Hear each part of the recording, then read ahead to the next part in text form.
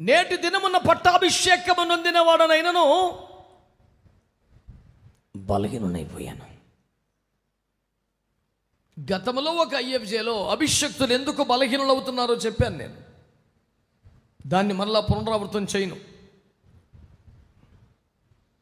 కానీ ఒక ఖరీదైన మాట మీ ముందు పెట్టడానికి ఉదయకాలం ప్రభు నన్ను సిద్ధపరిచారు. అదేమిటంటే, ఈ సెరూయా కుమారులు ఉన్నారే, యోవాబు, అబీషై, వీళ్ళు ఉన్నారే, వాడు పోయాడుగా. ఈ సెరూయా కుమారులు నాకంటే బలవంతులు, వాళ్ళ ముందు నేనే అంటున్నాడు దావీదు.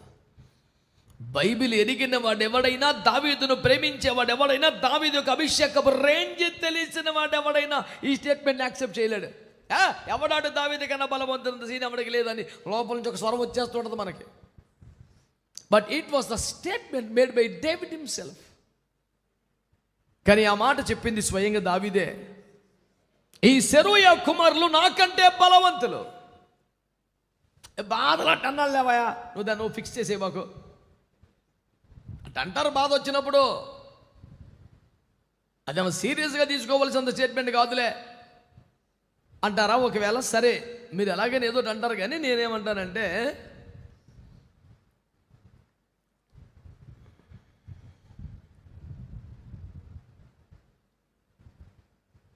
దావీదు ప్రాణము పెట్టినంతగా ప్రేమించిన తన ప్రియ కుమారుడు అబ్షాలోము విషయంలో 1కి 10 సార్లు అబ్షాలోముతో యుద్ధము చేయించిన భయంకరమైన సన్నివేశంలో నేను కూడా వస్తాను నాన్న అన్నాడు. యోవాబేమన్నాడు, నాన్న ఈ యుద్ధం ముందు ఒకవేళ పొరపాటున మీకేమన్నా జరిగితే ఇంకేమన్నా ఉందా? మాలాంటి వాళ్ళు ఎంతమంది చచ్చిపోయినా లెక్కలోకి రాదు. మీరు మాలాంటి వారికి 10,000 మందికి సాటి, మీరు పోతే ఇంకేమన్నా ఉందా? అమ్మ బాబోయ్ మీరు రావద్దు అన్నాడు. స్టేట్మెంట్ చాలా అందంగా ఉంది. కానీ అందులో అసలు మ్యాటర్ తెలుసా? ఈయన వస్తే అండి చంపలేము. అసలు ముచ్చటది ఏమన్నా కానీ కాదంటారా? కడుపుల మాట అది. దావీదు వస్తే అబ్షాలోమును చంపనేవాడు, ఎలాగైనా క్షమించి వదిలేస్తాడు. చంపనేవాడు, ఏయ్ ఆగంటాడు. మనం ఏం చేయలేము, చేతులు కట్టేస్తాడు పెద్ద మనిషి అని. చంపాలి ఎట్టయినా. దావీదు ప్రాణమంతా ఆడి మీద పెట్టుకున్నాడని తెలుసు. దావీదుకి విషయం అర్థమైన కాదలేని పరిస్థితి. సరే నాన్న, నన్ను బట్టి నా కొడుకుని క్షమించండిరా, నా ముఖం చూసి వదిలేండిరా. అలాగేనయ్యా అని వెళ్ళి పనిగట్టుకుని గుండెలోకి గురిపెట్టి 3 బాణాలు కొట్టి చంపేశాడు. దానికి ముందు చంపమని ఇంకొకరిని ప్రోత్సహించాడు. చంపితే నీకు అవార్డు ఇస్తాను రా అన్నాడు. దావీదు మీద యోవాబుకి ఎంత కసి ఏంటి? దావీదును యోవాబు ద్వేషిస్తున్నాడా? దావీదుకి విరోధంగా కుట్ర చేశాడా? రాజ్యంలో లాక్కునే ప్రయత్నం చేశాడా? ఆలోచన చేస్తే దావీదుకి విరోధంగా యోవాబు ఎన్నడూ కుట్ర చేసినట్టు కనపడదు. కాకపోతే దావీదు పక్షంగానే కోపపడుతున్నాడు. మా రాజుగారిని ఇబ్బంది అది ఎవడైనా ఉంచడాన్ని వేసేస్తా. ఇప్పుడు ఆ రాజుగారే క్షమించున్నాడు కదరా, ఇంకనవసరం, నేను ఫిక్స్ అయిపోయా, నేను సాగొడతాను అంతే అండి. ఇదొక తిక్క ప్రేమ. నువ్వు ఎవరి కొరకు ఈ రోషపడుతున్నావు అతడే కోరుకుంటున్నాడు కదరా. మా అయ్య అట్ట అంటాడు కానీ ఆయన చంపేస్తాను నేను. ఎవరి కోసం? మా అయ్య కోసమే. అయ్యొద్దు అన్నాడుగా, అయినా సరే చంపేస్తాను. అంటే అయ్యకు సంబంధం లేకుండా, అయ్యకు పడనటువంటి, అయ్యను ఇబ్బంది పెట్టే, అయ్య ఒప్పుకోకపోయినా, అయ్యకి ఇష్టం లేకపోయినా అయ్య కోసం చేసే తిక్క ప్రేమ. ఇప్పుడు దీన్ని ఏమనాలి మరి? ఇందులో వీడి సొంత ప్రయోజనం ఏమి ఉండదో లేదో. అబ్నేరును చంపాడంటే తమ్ముడు ఆశాహ్యులను చంపాడని కసి పెట్టుకొని చంపాడు, ఓకే. మరి ఇదేం కేసు? నేను ఈ గొడవంతా ఎందుకు చెప్పానంటే, రాజకీయ దురంధరుడు ఇట్లాంటి వాడు మన పార్టీలో ఉంటే మనకు సూపర్గా ఉండిద్దిరా అని చాలా ప్రార్థన చేసి కనిపెట్టి చాకచక్యంగా అబ్నేరు కానీ తెచ్చుకున్నాడు దావీదు. నిబంధన చేసి, ఏ నిబంధన చేసి? నిన్ను ఉపప్రదానం చేస్తాను, నీ ప్రాణమునకు నాది గ్యారంటీ అని నిబంధన చేసి తెచ్చాడు. యువతలు రాగానే చంపేసాడు వెళ్ళి. దావీదు తల కొట్టేసినట్టు ఉంటుంది. దావీదు మోసగాడైపోయాడు. ఇశ్రాయేలు ప్రజల్ని చెప్తూనే ఉన్నా మంచోడు కదా నమ్మొద్దని, మమ్మల్ని అందరూ కలిపేశావు, నువ్వు బలి అయిపోయావు కదని రోజంతా మనం ఏడ్చారు వాళ్ళు. ఈ కుట్ర నాది కాదని రుజువు చేసుకుంటానికి గోనె పట్టు కొట్టుకొని పాడెంకాలు రోజంతా తినాల్సి వచ్చింది దావీదు. ఏంటి దరిద్రం! ఈ కష్టం ఎవడ వల్ల వచ్చింది? అభిమాన సంఘం వల్ల వచ్చింది. ఈ అభిమానం మండిపోను. నువ్వే రకమైన ఫాలోవర్, పేనం తీసేవాడు తగలబడ్డావు పేనానికి.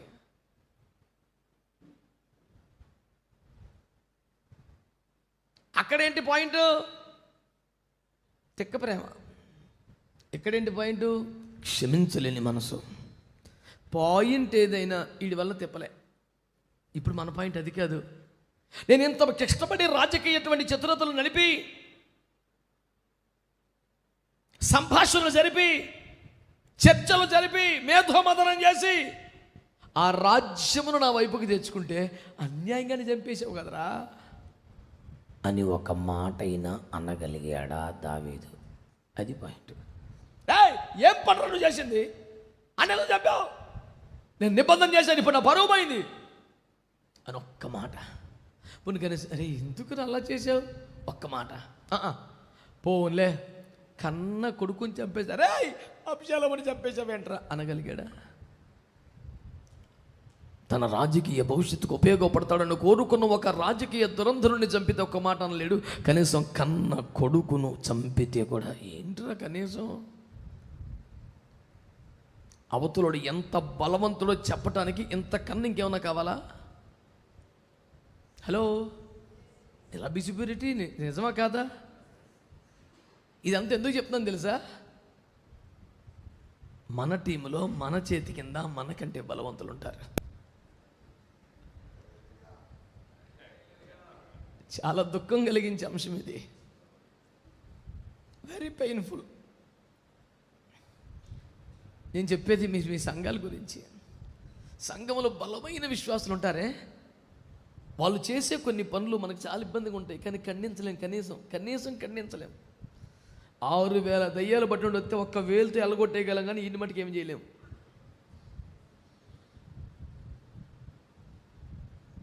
ఆడికంటే దయ్యం పట్టింది, మనకి ఈడే పట్టాడు.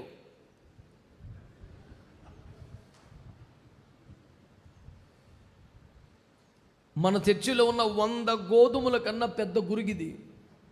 ఈయన్ని కెలికేమో మొత్తం పోయిద్ది. వాళ్ళు చేసిన తప్పు. ఆడు సొంత పెత్తనం కట్టుకుంటాడు, చర్చిలో వేరే వేరే కార్యక్రమాలు చేస్తుంటాడు, మనకు తెలియకుండా విశ్వాసాలు పోది చేస్తుంటాడు, ఏదేదో చేస్తుంటాడు. అలా చేయడం తప్పు అనలేం. కనీసం మనం ఏం చేయగలం? మెల్లిగా తలుపులు వేసుకొచ్చి గదిలో పడి ఏడుస్తాం. ప్రభా, ఆ బ్రదర్ కొంచెం ఇబ్బంది పెడుతున్నాడు ప్రభా, ఆ సిస్టర్ గారు చర్చిని కొంచెం డిస్టర్బ్ చేస్తుంది అయ్యా, నేను కనీసం ఖండించలేకపోతున్నాను. నేరుగా వారి కళ్ళలోకి చూస్తూ తప్పు నువ్వు చేసేది అనలేకపోతున్నాను ప్రభా.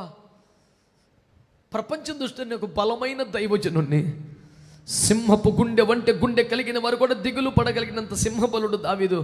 కానీ యోవాబును మాత్రం ఏం చేయలేం. ఈ రోజున ప్రభు నా హృదయంలో పెట్టిన భారం ఏంటి తెలుసా? మీరంతా సంఘ కాపర్లు, సేవకులు కనుక చెప్తున్నాను, మీ సంఘంలో, మీ మినిస్ట్రీలో, మీ పరిచర్యలలో మీరు బాగా నమ్మిన, మీరన్నిటికీ ఆధారపడే వ్యక్తులు మీకంటే బలవంతులై ఉండొచ్చు. ఎంత బలవంతులు అంటే కనీసం నువ్వు వారిని కోపడలేవు, ఖండించలేవు, గద్దించలేవు. బాధ అవుతుంది కానీ ఏం చేయలేవు.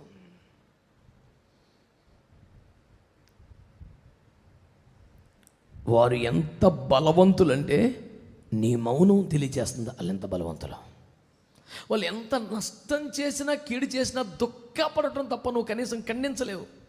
ఎందుకంటే వాళ్ళ బలం అంత గొప్పదే. మీకు ఎవరికైనా సంఘ కాపురికి ఎలాంటి అనుభవం ఎప్పుడైనా సంఘంలో వచ్చిందా? ఏమో మీరు ధన్యులు. నాకైతే చాలాసార్లు వచ్చింది. వేల మందిని కన్నాను, అందులో ఎలాంటి వాళ్ళు కూడా ఉన్నారు. చిత్రం తెలుసా? వాళ్ళు నా యుద్ధాలు చేస్తారు, నా పక్షంగా పోరాడతారు. ఎంతగా పోరాడతారంటే నాకే తిప్పలు వచ్చి ఎంత పోరాడతారు. ఎందుకంటే ఆడి పేరు యోవాబు. యోవాబు ఎప్పుడైనా శత్రుపక్షం వహిస్తాడా? యోవాబు అమ్ముడవుతాడా? యోవాబు కొంపలు ముంచుతాడా?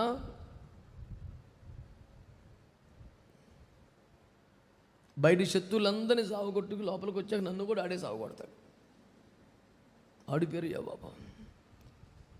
ఆడు సంఘములో ఉండబట్టి ఆ ఊర్లో ఇంకా చర్చ నడుస్తుందో, లేకపోతే ఈ పాటికి మనల్ని చాలా ఇబ్బంది పెడతారు. బయటోడు ఇబ్బంది పెట్టకుండా చూసి ఈడే ఇబ్బంది పెడతాడు. అది ఆడి స్పెషాలిటీ. ఆడి పేరే యోవాబు. 1000 మంది విశ్వాసులు ఒక్కడైనా ఉంటాడు యోవాబు గాడు. వాడి చరిత్ర చూస్తే సంఘంలో అందరూ వాడికే ఓటేస్తారు. మరి ఆ బ్రదర్ లేకపోతే వాళ్ళ పరిస్థితి ఏంటండి అని. కానీ మనకు తెలియకుండా, మనకు సంబంధం లేకుండా మన పరోక్షంలో ఆ భక్తుడు చేసే కార్యక్రమాలు అందరికీ మంచివిగాను, సేవకుడికి మాత్రమే చాలా ఇబ్బందిగాను ఉంటాయి. ఎంత ఇబ్బంది అంటే కనీసం ఖండించలేమేక. లేకపోతే ఛాన్స్ వదిలితే నువ్వు వదిలేస్తావేంటి? ప్రసంగంలో రెఫరెన్స్ ఎక్కడో దగ్గర పెట్టి కొట్టగలవు. అంత కెపాసిటీ ఉన్న, టాలెంట్ ఉన్న పాటలు కూడా సైలెంట్ అయిపోయారంటే అది మ్యాటర్ ఎలా ఉంటుంది? ఇంత చేదైన నిజం వెనక, ఇంత దారుణమైన దుఃఖం వెనక ఒక మంచి మాట చెప్పనా? దావీదు అంటాడు, వారు నాకంటే బలవంతులు, నేను బలహీనున్నైపోయాను, వారు నాకంటే బలవంతులు. ఈ స్థితి సంఘ కాపురులందరికీ ఉంటుంది, ఎవరో ఒకరిద్దరి వలన. నేనేమంటున్నానైతే వారు నిజంగా అంత బలవంతులైతే, అబ్బాయి మరి వాళ్ళు ఎందుకు రాజులు అవ్వలేదు? కొట్టు గట్టిగా.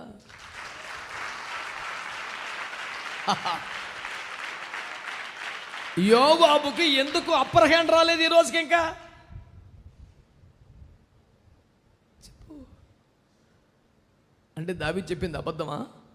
అపోహపడ్డా? అనవసరంగా భయపడ్డా? ఒట్టిగా కంగారు పడ్డా? లేదు. వాడి దగ్గర అంత మ్యాటర్ ఉన్నట్టుగా ఈ సిచ్యుయేషన్స్ తెలియజేస్తున్నాయి మనకి. నిజమే. దావీదు అన్న మాట భయాందోళనలో ఏదో గబుక్కుని చెప్పేసిన మాట కాదు, వాస్తవమే. కన్న కొడుకుని చంపితే ఏంట్రా చేశావు అని అడిగేపాటి దమ్ము, ధైర్యం కూడా దావీదుకి సరిపోలేదంటే ఆడెంత బలవంతులో కనబడుతుంది కదా. అతిశయోక్తిగా కాదు, నిజముగానే వాడు బలవంతుడు. అయినా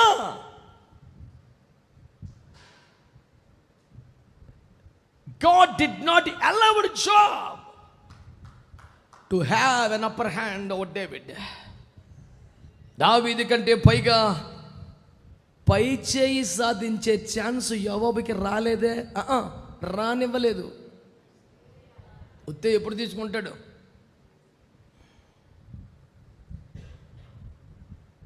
ఇందు మూలముగా తెలుచున్న ఫలితార్థమేమనగా, దైవ సేవకులారా, సంఘ కాపురులారా, తల్లులారా, తండ్రులారా, మీరు కన్న బిడ్డల్లో మీ సంఘముల విశ్వాసుల్లోనే ఎదిగి క్రమంగా సహకరించి ఉపయోగపడి సహాయం చేసిన బిడ్డలే మెల్లిమెల్లిగా ఎదిగి ఎదిగి ఎదిగి ప్రహరీ గోడ లోపల చల్లగా ఉంటుందని నువ్వు పెంచుకున్న వేప చెట్టే ప్రహరీ గోడను బదలు కొట్టేసింది. చెట్టు పెద్దదైపోయి యేసు రక్తం ఏం చేయు. నీడ కోసం పెంచుకున్న చెట్టు నీడగా ఉన్న ఇల్లును కూల్చేసిందిరా అయ్యా. ఏమని చెప్పేదనా బాధను అన్నట్లుగా ఉంది పరిస్థితి కదా. దైవ సేవకుడిగా ఈ సెమినార్లో మీ అందరికీ నేను మోసుకొచ్చిన శుభవార్త ఏంటంటే, మీ సేవలో, మీ గ్రామములో, మీ సంఘములో, మీ మొత్తం మినిస్ట్రీలో నీవు కనీసం ప్రశ్నించలేనంత బలము కలిగిన వారు చాలామంది ఉన్నా ఎప్పటికీ ఎవ్వరికి నీ మీద అప్పర్ హ్యాండ్ రాకుండా దేవుడు చూస్తున్నాడు కదా.